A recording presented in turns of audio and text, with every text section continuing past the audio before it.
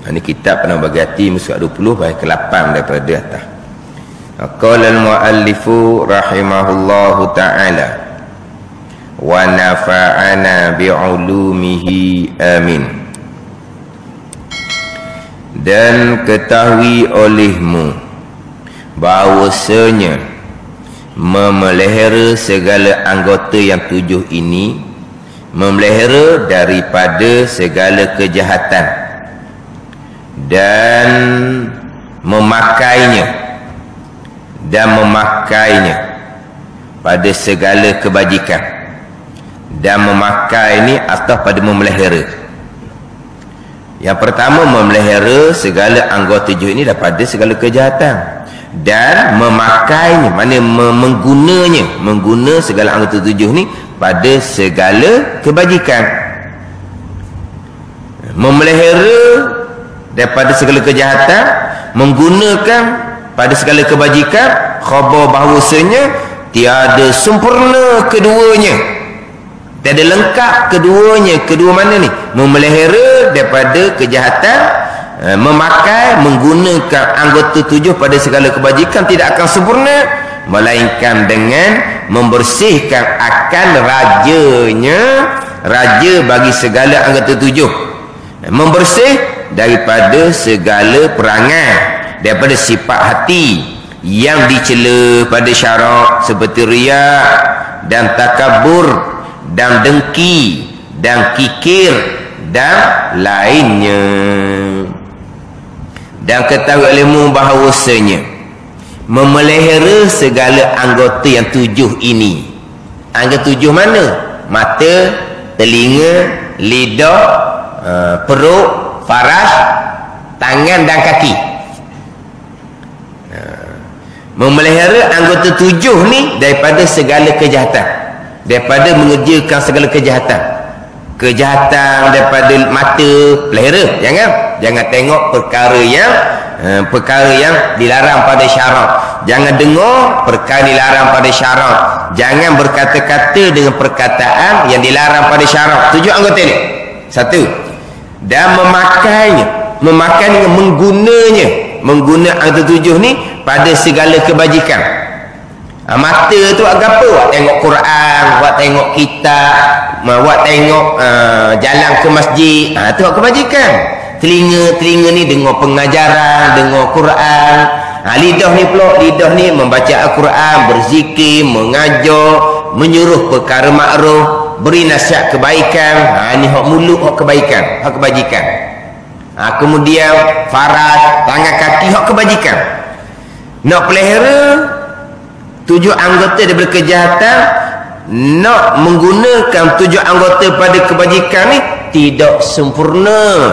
Kedua tak akan sempurna, tak akan lengkap, melainkan dengan membersihkan akal raja bagi anggota yang 7. Raja bagi anggota yang 7, membersih daripada segala perangai yang dicela. Jadi nak masuk kepada bicara hak berkaitan dengan sifat-sifat yang dicela pula. Jadi kita jangan lupalah, dalam kitab Penawar Bagi Hati ini dia ada satu muqaddimatun, satu pendahuluan, cerita berkaitan dengan ilmu tasawuf ni, ilmu tasawuf, mabadi ilmu, pendahuluan ilmu hak berkaitan dengan pengenalan ilmu tasawuf. Itu di muqaddimah. Kemudian dalam kitab Penawar Hati dia ada 3 kitab, 3 tajuk besar. Kitab yang pertama pada membicarakan 7 anggota zahir. Kitab yang kedua pada membicarakan 10 sifat kecelaan. Sifat yang ketiga pada menyatakan 10 sifat kepujian. Jadi sekarang ni kita sudah selesai kitab yang pertama, iaitu membicarakan 7 anggota zahir. Ni nak masuk pada kitab yang kedua, nak membicarakan 10 sifat kecelaan. Kena barulah nak cerita pula 10 sifat kepujian. Sebab kita nak bersifat dengan sifat kepujian, kena buang sifat cela. Tanda ni, Kita nak hiasi hati dengan sifat kepujian, kita kena bersih hati daripada sifat kecelaan. Kita nak hias tubuh badan kita, nak jangok, mandi dulu biar bersih-bersih. Tu kan ni? Boleh tak? Buat bandingan ni, otak ni cerita batin, cerita zahir. Boleh tak kita mandi dok, apa dok, busuk bangok, busuk bangok tak? Busuk bangok, oh dia bubuh bedok, dia nak hiasi bedok apa semua. Tu dak siumang tu. Tu dak siumang. Kita nak hiasi tubuh kita, bersih daripada kotoran. Nak hiasi hati dengan sifat kepujian, kena bersih dahulu hati daripada sifat kecelaan. Kita nak bersih hati dari sifat kecelaan, kena pelihara 7 anggota zahir dahulu. Ni kalau kita kepada susunan lah. Tapi kita tiga ni selari lah. Anggota zahir kita jaga, anggota hati kita kena bersih daripada sifat kecelaan. Di masa sama kita hiasi hati dengan sifat kepujian. Jadi ketiga target ni fardu ain belaka ni. Macam mana kita nak pelihara 7 anggota daripada kejahatan? Kena tahulah apa kejahatan dia. Macam mana kita nak guna anggota zahir 7 ni pada kebajikan? Kena tahulah apa dia kebajikan. Nak tinggal kejahatan, contohnya lah, nak tinggal kejahatan lidah, kena tahulah apa dia kejahatan lidah. Contoh kejahatan lidah, mengumpat. Kita nak tinggal mengumpat, kena tahulah mengumpat tu apa dia. Kalau kita nak tinggal mengumpat kata sebelah belakang, itu bukan mengumpat. Itu bukan takrif mengumpat kata sebelah belakang. Saya tak main kata sebelah belakang, mengumpat payah di padang mahsyar. Saya kata direct depan dia, biar dia malu pun. Sebab saya jenis direct, saya tidak kata di belakang. Sebab mengumpat payah dia di akhirat. Ni orang jahil. Dia kata mengumpat ni kata sebelah belakang. Ambil takrif di mana? Takrif mengumpat kalau Nabi takrif, definisi mengumpat ni definisi daripada Nabi sendiri. Takrif mengumpat ni ijma' ulama. Apa takrif mengumpat? Nabi kata zikruka akhaka bima yakrah, menyebut oleh engkau akan saudara kau dengan barang yang ia benci. Depan ke belakang ke sama je lah. Hak dibenci tu mengumpat walaupun kau depan pun. Ni mengumpat pun tak kenal dah. Nak tinggal mengumpat macam mana? Saya kata sebelah depan dengan perkataan apa? Perkataan yang dibenci, mengumpatlah nama dia. Saya tidak mengumpat, saya kata benda sebenar. Ni lagi jahil. Benda sebenar telah mengumpat. Ada sebenar dia panggil fitnah. Ada ni. Saya tak mengumpat, saya kata benda sebenar. Allah dah reti sungguhlah. Benda sebenar telah mengumpat. Benda tak sebenar itu fitnah. Itu bohong. Saya tak mengumpat, saya kata benda sebenar. Lepas tu nak tinggal kejahatan macam mana? Kejahatan pun tak kenal, mengumpat atau dia tak tahu. Itu kata ilmu fadha'in belaka ni. Nak tahu kejahatan daripada anggota 7 ni. Nak tahu kebajikan dari anggota 7, ilmu. Kemudian nak membersihkan hati bersifat kecelaan, ilmu juga. Kemudian akhirnya nak menghiasi hati dengan sifat kepujian, ilmu juga.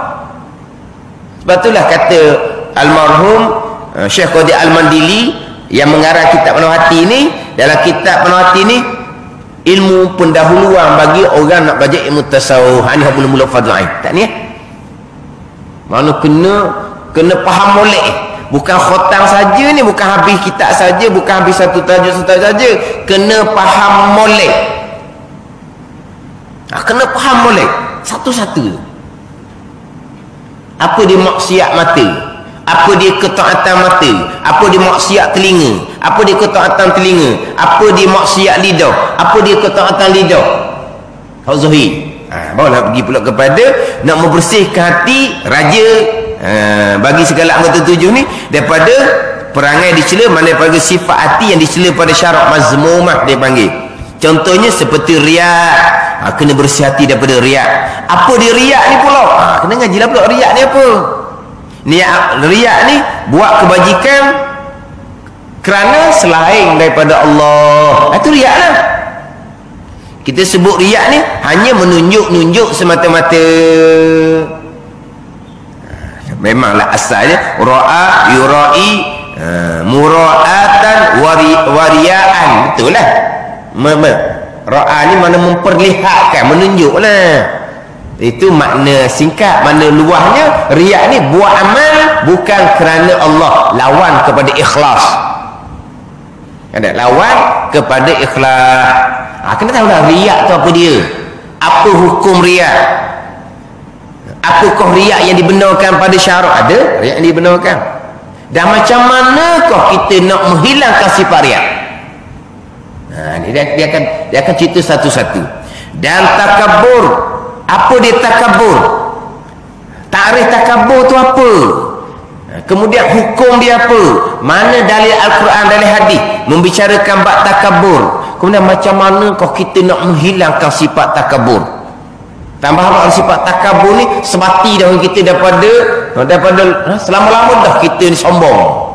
Kadang-kadang kesombongan kita tu disemai oleh mak ayah kita sendiri. Ingat baik, kita anak siapa, mak ayah kamu siapa, jangan awak lebih kurang, kita orang lebih. Mak ayah tu semai dah sifat takabur, sifat iblis, sifat azazil. Mak ayah semai dah. Tak semai dengan sifat tawaduk. Kita kena rendah diri. Walaupun kita ni, keluarga kita, Allah Ta'ala kurniakan rezeki yang banyak. Ini ujian daripada Allah. Bila-bila masa Allah letak rezeki ada di kita, yang awak sombong. Bukan didik kita dah. Tengok molek, kita orang senang. Tu dia tu minta tolong kita acak kali dah. Kita hok tolong dia. Jangan awak rendah gitu. Akak diri. Siapa yang ajar? Mak ayah ajar. Sifat iblis, sifat ahli neraka. Akhirnya takabur masuk pakai dalam masjid. Kenapa jadi huru-hara masjid? Kerana takabur. Orang ni nak pakai buah dia, tak mau dengar buah orang. Tu orang sombong. Huru-hara masjid. Kenapa? Kerana diterajui oleh orang yang takabur. Dalam masjid, masjid tempat sujud. Iblis tambuh sujud. Kita sujud, tapi mengekali sifat iblis. Iblis tak mau sujud. Kita sujud sampai 2 kali. Tiba-tiba kita sujud 2 kali, tapi kita ambil sifat iblis. Kalau tak mau sujud, kita mengekali sifat sombong ketika kita berada dalam masjid, ketika kita semayang. Jadi macam mana nak menghilangkan sifat takabur? Dan kita akan cerita. Ada ni. Ni ilmu ni awal-awal kita ajar pada anak-anak kita. Kena peringat semua ni. Hak masalah maksiat batin. Bukan maksiat zahir saja, maksiat batin. Kena peringat semua, kena ajar molek. Macam mana cara nak menghilangkan sifat takabur. Dan dengki, hasad. Dengki ni cerita di hati untuk hilang nikmat orang lain. Tak sudah dengki lah. Sebab apa? Itu nikmat yang dikurniakan oleh Allah, ujian kepada mereka. Kalau kita dengki sekalipun, nikmat dia tidak akan kurang. Nikmat yang ada di kita ni akan hilang. Apa nikmat yang ada di kita akan hilang? Pahala kebajikan yang ada di kita ni akan binasa dengan takabur kita. Kita takabur, cerita di hati, orang lain hilang nikmat, nikmat dia tidak hilang, bertambah. Nikmat ada di kita ni hilang. Apa nikmat ada di kita? Pahala kebajikan. Pahala kebajikan ni besar ni. Nak dapat pahala kebajikan, amal ibadah akidah comel, amal ibadah betul dengan hukum, amal ibadah ikhlas, ada pahala kebajikan. Mari hasad, dengki akan membinasakan pahala kebajikan. Hak nikmat ada di kita. Kiam dia, cerita di hati supaya hilang nikmat pada orang lain. Ni. Macam mana cara nak hilangkan dengki? Dia ada kita satu-satu. Dan kikir. Tahu kikir? Kedekut, kupi. Kedekut, kupi, takar jering ni apa lagi? Sepik. Dia banyak nama ni. Kikir ni bukan kikir mata gaji tu. Tu kikir dah, mata gaji tu apa kikir. Kikir. Mana kedekut? Itu pun sifat kecelaan. Kikir mana yang sifat kecelaan? Ada panjang cerita. Kikir daripada kewajipan. Kikir daripada nafkah wajib. Kikir daripada zakat. Kikir daripada menolong orang yang betul-betul kesempitan, yang wajib kita tolong. Kikir daripada kebajikan sunat, kita akan rugi, akan menyesal pada hari akhirat. Ada ni.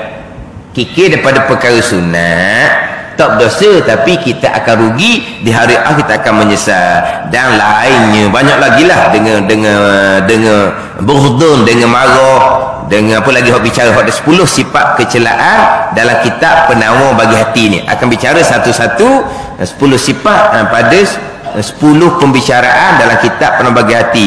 kasih kepada harta, kasih kepada kemegahan, kasih kepada dunia, ujub. Ni 10 sifat kecelaan yang akan dibicarakan dalam kitab Pandangan Bagi Hati.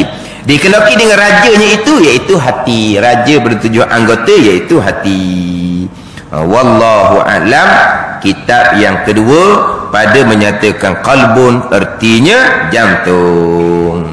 Wallahu a'lam. Bismillahirrahmanirrahim. Alhamdulillahirabbil alamin, wassalatu wassalamu ala sayyidil mursalin wa ala alihi washabbihi ajma'in. Allahumma iftah alaina futuhal arifin, Allahumma allimna ilma akdamin, wa fahimna famas sabiqin, warzuqna ruqat talibin. Allahumma zidna ilma wa alhiqna bis salihin. Wa sallallahu ala sayyidina Muhammad wa ala alihi wa sahbihi wa sallam. Walhamdulillahi rabbil alamin.